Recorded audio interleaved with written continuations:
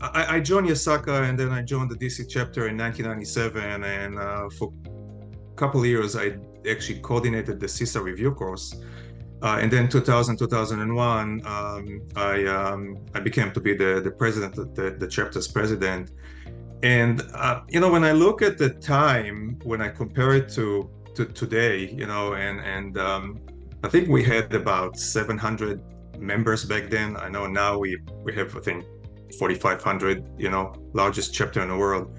But I think and I think it's a theme that goes throughout, is how do you grow membership, and how do you keep members engaged. I think this was kind of the theme that really was close, you know, uh, really what we worked very hard to ensure that we're not just growing the members, they're not just paying the dues, but we want to keep them engaged.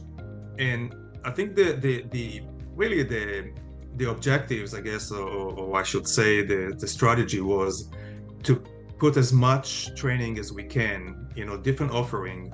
And I remember we were playing with, are we doing lunch? People gonna get off the office, come to a restaurant, listen to somebody for during lunch. Or we're gonna do it in the evening, or we're gonna do a full day, somebody. So we were going kind of back and forth, and we were trying really different format of training. So this was one of the things that really I think was kind of the theme that, at least when I was a president, is how to not just to keep the membership, but how to grow the membership, and again have them more engaged. Because when you go to meetings and you see only 50 people or 20 people, it was like, where's everybody else? Why are we giving them the right, I mean, are we bringing the right speakers? Are we bringing, giving them the right topics? And in in IT, cybersecurity, and privacy, if you don't keep current, members gonna go find their training someplace else. So it was always, before, during when I was a CISA coordinator, I remember Y2K was all over the place. In 90, like I said, in 97, 98, 99, everybody was Y2K. If you didn't spell Y, it's almost like people talking about AI today. Back then, everybody was doing Y2K, whether you know so it was really kind of try to be current, and bringing training to the members. One of the things that really came during my time as a president was the annual conference. Is a full day, no theme, just try to bring good speakers that talk about variety of topics. And it's still hold today, when I'm still doing the annual meeting, I think almost 20 years. It's private sector, public sector, privacy, technical, and soft skills as well. I mean, many times, bringing people that talk about leadership, talking about the soft skills, how, program management, leadership, and anything in between. Um, and actually, the review that we got throughout the years was, we like other topics rather than just the technical, because every day when I go to the office, I just do the technical stuff. Nobody talked to me, nobody trained me about, the soft skills, how to work with, younger or older, or, the different generations and so on. So I kind of think that, the annual conference, that's something that I started in, and it started very small. And then we sort of ran out of space. We had to move to another location, another hotel, and another hotel. And it grew up to be one of those events that we just put it on our website, even if we don't have a full agenda, and people start registering because they know what they're gonna get. And I think that's sort of something that really came into fruition. I mean, it took several years. I kind of look at it still as my baby, kind of, per se, if you wish. And I'm still doing it, with help of other board members. I'm not doing it by myself. It's a team effort. But coordinating it was something that we throw it up, and I say I'll take care of it, and really, I feel kind of that's something that sort of grew up through, as part of what I was doing back then as a president of the chapter. And of course, helping future generations, whether it was Terry or Linda or whoever else came thereafter, and Jermaine today, and anyone in between. Um, it's all team effort. It's whoever the president, whoever the secretary or the treasurer. I mean, it's really, and I really throughout the years, I'm still working with the chapter. I'm not a board member, but I'm really enjoying it. One of the things that it really gave me is, expanding my network. Getting to know people. Whether they're technical or non-technical. Getting to know other professionals, and also key decision makers. Whether most of what I do is federal government, but whether it's a commercial or whether it's, you get to know people that, when I call a couple of people at the GAO and I say, look, there's a new FISCAM coming in, the draft was issued last year. I got couple people says, yeah, sure, just schedule time and let's do it, Or with NIST, we became almost the voice of NIST. Every time there's a new 800 dash whatever, I reach out to NIST and they say, sure, what do you need? You need somebody with supply chain, you need someone with, AI, 853. So I kind of feel throughout the years, I'm really kind of expanded my personal network and really got a chance to work with really great people.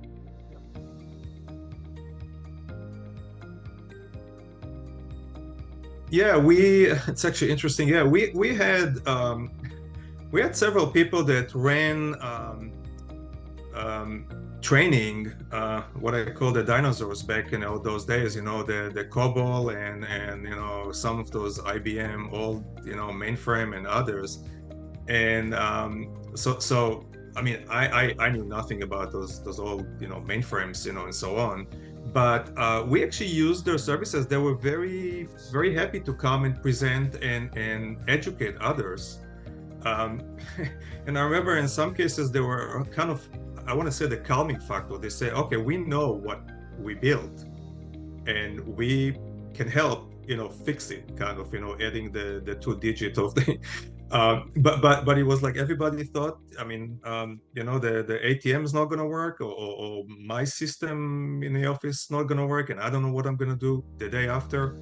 But I think it was training, and we ran a couple of those trainings that really kind of, and people came to those trainings because I think they had an interest, So, in most cases, we put the Y2K and whatever was the rest of the title. And I think the chapter really served the members, and there were some other non-members that came to listen.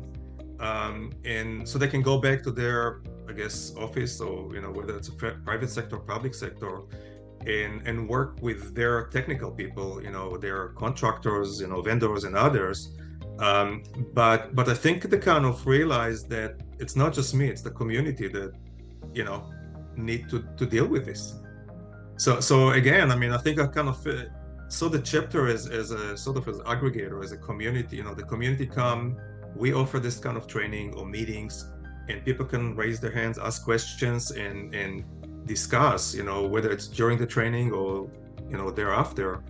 And I think many of them got back, as I say, got back to the office and kind of at least knew what is this about. And of course, they had to deal with the technical portion of it. So I kind of feel that we did help a little, during that time.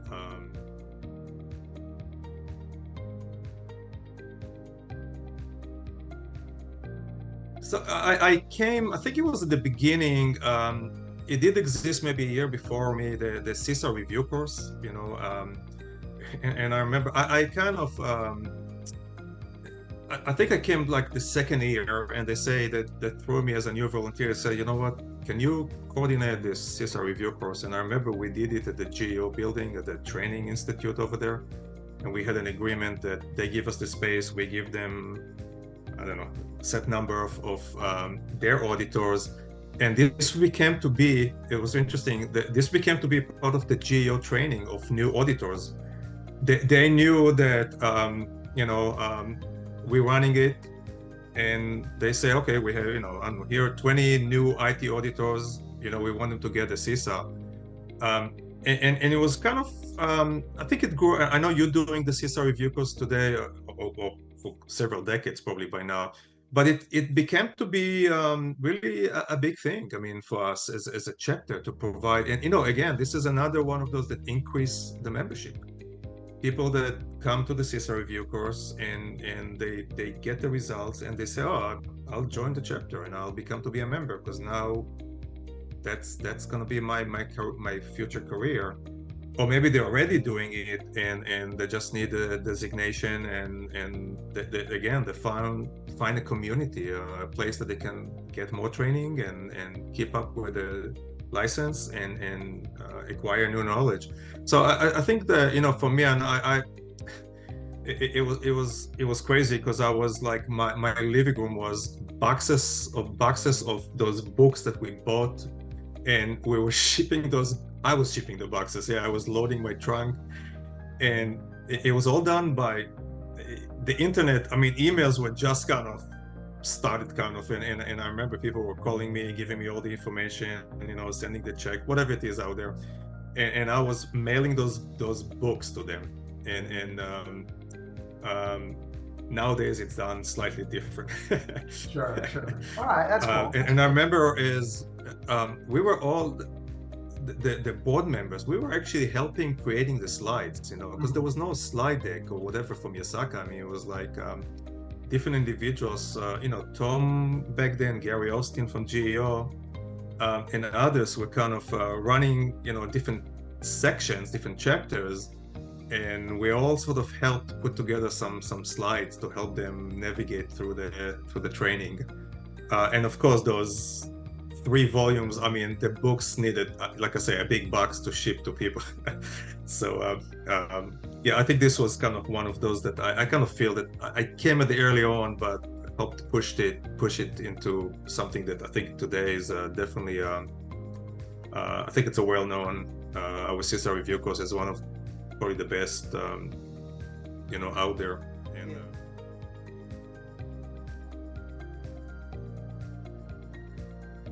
I think recruitment. I think getting volunteers, and really almost when I say recruiting, I think you really need to pick up good volunteers because there's no way one person can do it. There's no way 10 people can do it. I mean, I know a lot of people want to volunteer. They kind of want to maybe put it on a resume or they think it's cool. But then they just kind of fade away and their name is out there, but they're not doing that much. And I know it's a struggle. I mean, people want to volunteer. And, there were many times when I said to someone, look, why don't you just step aside, maybe it's client work that takes you, you have to travel and you can't really attend meeting. And then come back next year, come back, I don't know, 2 years from now, whatever it is. I think really the recruiting good volunteers, that's one of the key elements that I would suggest to any president. Be sure that you surround yourself with people that will deliver. I mean, not just so that's one. The other one is survey the members, see what the members want, because without members, there's no chapter. There's no ISACA. There's no. I mean, I'm a member of other professional associations. You really have to sort of take the pulse of your members and understand what they're looking for, what they need. In the DC area, I mean, I think 2/3 of the members are either federal government employees or people like myself that are contractor that support the federal government. The other 1/3, there are a lot of headquarters, in our region, with, people that support the private sector, whether they contractors or whether. So I think that we need to fine tune again. You poll the members and you cater to the members. I mean, if they say that they prefer hybrid or they prefer virtual, that's again, I mean, I prefer in person, but when I hear every time we run a survey during those virtual or in person, people don't want to leave the house. So if that's the new norm, I mean, don't fight it. I mean, just give the members what they want. And of course, you know, if I know everybody now talking AI, but the other things other than AI. So we have to be sure we don't, you know, during the Y2K, yeah, everybody was talking Y2K, but there was still other things, you know, besides of Y2K. So again, I think the second advice will be take a pulse, you know, of what the members want periodically, and if that's what the chapter give them, stay course. But if you can start seeing that they want something different, I think you know, you really have to adjust. Yeah.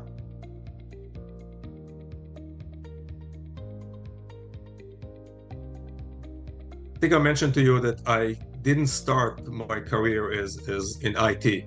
It was all financial. It was mostly audit. I think that joining ISACA and give a couple years, you know, when I was kind of moved more into IT, I really boosted my career. I mean, I'll give ISACA. I mean, like I say, I'm a CPA, so I'm a member of some other associations, but I really feel that ISACA, you know, I kind of moved from a 4-cylinder engine to a 6 or 8-cylinder engine.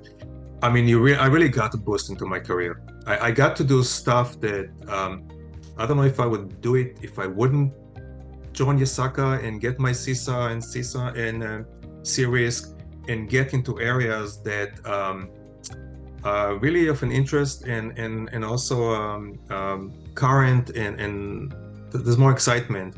The other thing is I think joining ISACA and joining the chapter and being involved with the chapter, and I mentioned it, really expanded my network. I mean, I don't believe in, you know, when people say, oh, I have 1,000 people on LinkedIn or Facebook. My question to them is, how many people, you know 1,000 people, but how many people know about you?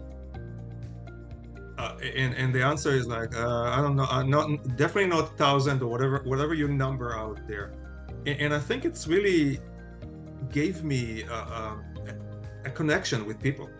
You know, and as I said, I mean, I know people at pretty high level, I would say, at the GEO, at NIST, and some other agencies and other corporations that I don't think I would even have a chance to get close to. And this is on the professional side, and you know, some of them turn to be friends. You know, we do lunch every now and then. Talk about other things than the profession, but also talk about the profession. And for me, it's an excellent source of knowledge that I don't think I would you know, when I talk to someone that you know, Bob Dacey at the GAO, if I'll send him an email and I say, look, you know, I have a question, or I invited him to speak to so many, you know, for so many, when I reached out to him last year and I say, oh, you know, I know that the FISCOM, you know, the old 2009 FISCOM, you know, you finally GEO, can I invite you to talk about the draft? And he like, sure, yeah, tell me when, because I want to speak to your members before GEO closed the window for comments. And we did it about 10 days before. We got 500 people. So it's a mutual, I mean, on one hand, you know, I get him to come and the chapter to offer to members and non-members, but at the same time, we give the GEO a voice that otherwise they wouldn't get. Same thing with NIST, you know, when Dr. Ross, I mean, he became to be a fixture on the annual meeting. He was like coming every year and he was doing his annual update. I mean, he moved to do other things. So now his predecessor, you know, when I'm doing an annual FISMA, and she always, you know, Vicky always says, sure, I'll come and talk about it. And so it's something that I don't think if I would just be one of those IT cyber or privacy person and not being involved with ISACA, I don't think I would get connection to them. Awesome. Or I mean, to you and others that, you know, so really I owe a lot to the ISACA International and the ISACA chapter, and being involved, definitely, you know, John Learnhardt, that, you know, my if you have a second, I'll give you it. I told you I was doing the CISA review course. They told me as a new volunteer, just go coordinate. And GAO told me, okay, we reached, I think maybe it was 75, that's the max. And I got this phone call and left me a message, and it was John Learnhardt. He was still at the US House, you know, the Inspector General. I knew nothing, I didn't even know who's John Learnhardt. So I'm like, I call back and the secretary answered and she said he's busy. So I said, look, you know, he just left me a voicemail, but I just want to just tell him I can't accommodate him. We don't have any space anymore. And that's it. I get another phone call from him and I just picked up the phone, and in between, someone told me, what do you mean? You told no to John Learnhardt? I said, I don't know who's John Learnhardt. I didn't even know that he was the international president, right? So anyway, I talked to him and he said, hi, I just want to let you know I already spoke with the GAO and my two guys from the Inspector General House. They already have a space over there. So my secretary will give you the name and, you know, just send him the books and whatever it is. And I'm like, I hang up the phone, I did everything, and then talked to some people and they say, you probably burn all the bridges with John Learnhardt. That's it. And you know what? We became to be best buddies. I mean, unbelievable. And we actually ended up working together when he retired and came to a PwC, which then turned to be IBM. You know, so I kind of moved from the Coopers to the PwC to the IBM, and you know, we became best buddies. But this is just one anecdote that, you know, I was so naive. I mean, I didn't even, it was probably my, like I said, my first assignment as a, you know, on the board. But I always we always joked about it, you know, when we kind of had dinner together or whatever, and you know, ISACA conferences and other events. So